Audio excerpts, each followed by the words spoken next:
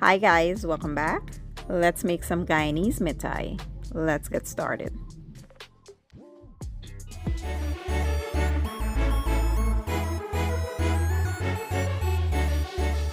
Alright guys, let's take a quick look at these ingredients. Today I'll be using all-purpose flour, regular whole milk, some salt, sugar, cinnamon, nutmeg, some unsalted butter, and some milk powder. If you're doing this for a religious event, you can omit the salt. So basically I just added the butter to the flour and just worked that in by hand. Once it's evenly distributed, you want to add the milk powder and the spices, salt and sugar. Give that a good mix and then we'll come in with some warm milk. Make sure the milk is nice and warm. Once you add it there, you want to just form a dough. The dough does not have to be soft. If you want to add more flour because it's too sticky, you can go ahead and do so. Once we are done, this is how the dough should be looking. We will now go ahead and proceed to the next step. So for this step, I like to use a cutting board because it's portable and I could easily lift it and take it to the stovetop. So here I floured the cutting board and we'll go ahead and just cut our dough into 4 pieces.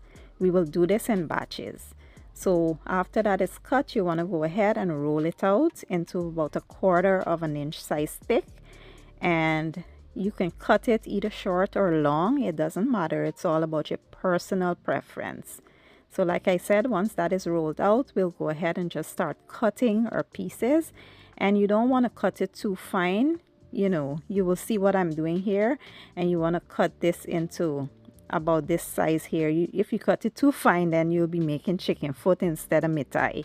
So yeah, once that is cut, I like to take the ends that I cut off and just roll it in between the palm of my hands like so, and carry on with the same process until all your dough is cut up.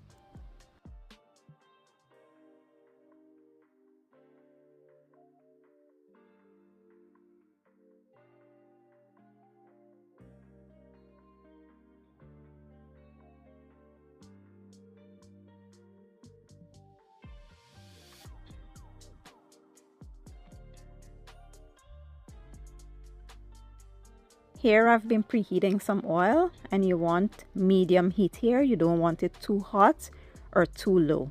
So we will add them in and just fry it until they're nice and golden brown and crispy.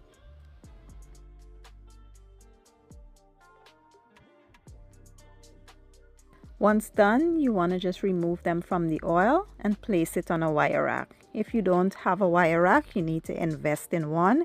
It is perfect for these recipes and super affordable.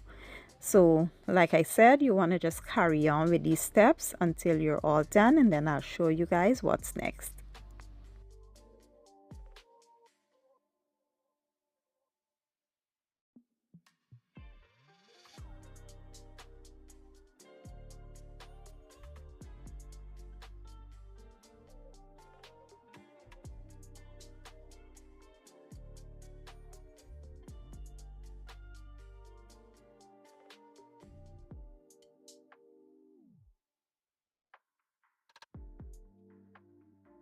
Now we have the mithai all fried up. We'll go ahead now and make the syrup that will toss them in.